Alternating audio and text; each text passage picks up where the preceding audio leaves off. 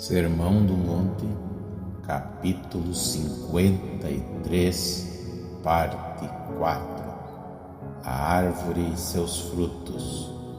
Porém, ainda mais significativo do que isso é o fato que os filósofos gregos, algumas vezes, se tornaram os mais implacáveis oponentes do evangelho cristão.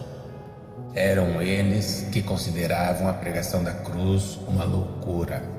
Por conseguinte, não devemos meramente olhar para o homem e para a sua vida em geral, mas é necessário que você procure descobrir as razões e os motivos de suas ações. De acordo com o ponto de vista cristão, existe somente um teste vital a ser aplicado. Dá esse indivíduo a impressão de que está vivendo esta forma de vida porque ele é crente e por causa de sua fé cristã? Se porventura ele não vive essa vida por ser crente, então não há valor algum em sua vida aos olhos de Deus. E é precisamente isso que nosso Senhor chama de fruto mau. O Antigo Testamento expressa esse ponto em termos muito incisivos quando declara: todas as nossas justiças são como trapo de imundícia. Isaías capítulo 64, versículo 6. Isso é justiça aos olhos do mundo, mas não passa de trapos imundos aos olhos de Deus. Somente aquilo que resulta do caráter verdadeiramente cristão, que se origina de nova natureza, é que se reveste de qualquer valor. Afinal de contas, aos olhos de Deus.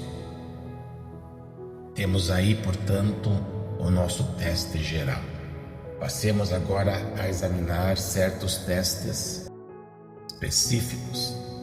Quanto a isso, devemos usar de cautela a fim de que não nos exponhamos novamente à justa acusação de sermos censuradores. E precisamos ter plena consciência de que aquilo que dissermos terminará por redundar em juízo contra nós próprios. Os testes específicos dessa vida são negativos e positivos.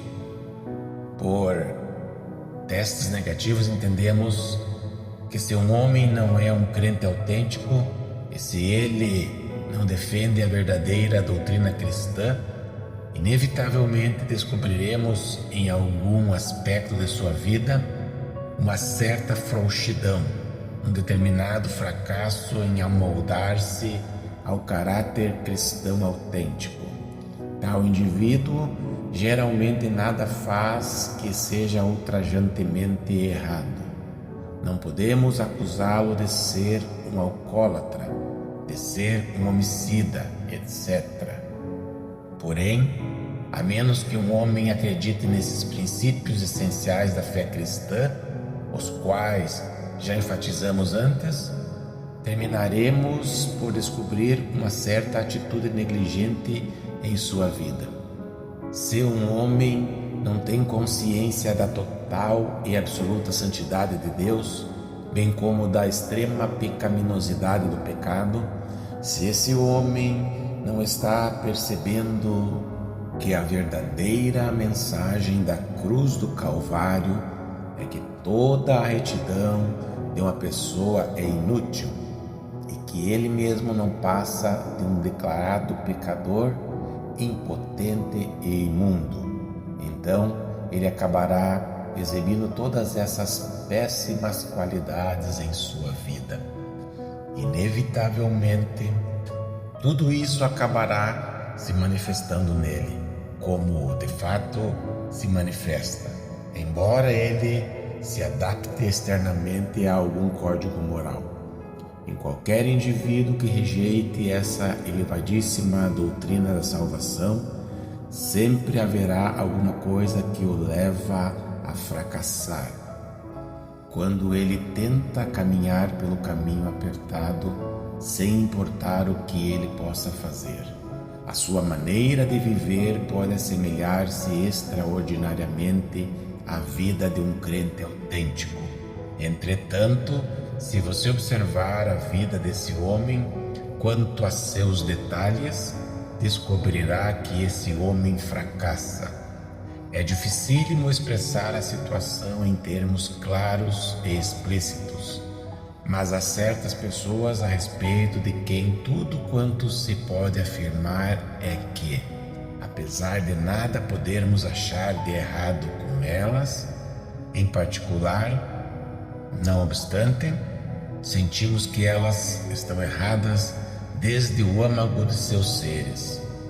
Nada se pode encontrar de específico para condenar tais pessoas, mas, ao mesmo tempo, sente-se que toda a perspectiva dessas pessoas é secular e não espiritual, e também que, embora elas nunca façam qualquer coisa que seja ultrajantemente errado, toda a atitude delas é inequivocadamente mundana.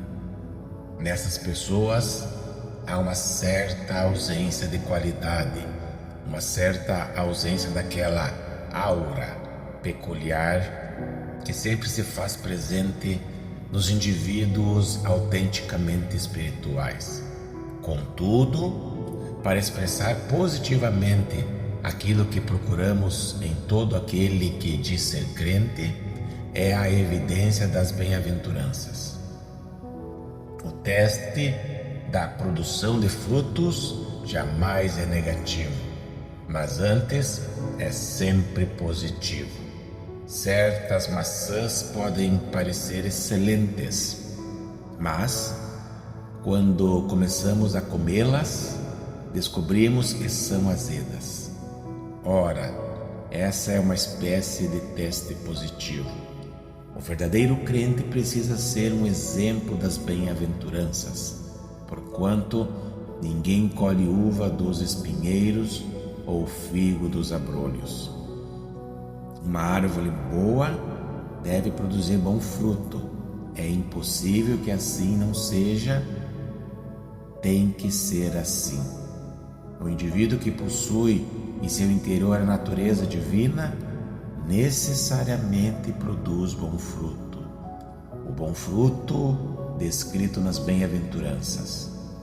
Ele é humilde de espírito, lamenta-se em face de seus pecados, mostra-se manso, tem fome e sede de justiça, é um pacificador, é limpo de coração e assim por diante.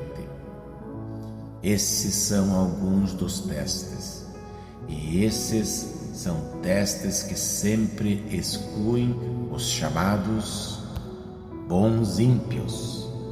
Eles também sempre eliminam os falsos profetas e os crentes temporários, porque são testes que perscrutam a natureza mais íntima de um homem e o seu ser real. No entanto, também poderíamos expressar o ponto em termos do fruto do Espírito descrito em Gálatas capítulo 5. O fruto que se forma em nós e se manifesta consiste em amor, alegria, paz, longanimidade, gentileza, bondade, mansidão, controle próprio e fé. Isso é o fruto do Espírito e isso é o que devemos procurar na vida de quem se declara crente. Esse fruto não pode ser achado no indivíduo que é apenas moralmente bom, pois esse é o fruto que somente uma árvore boa produz.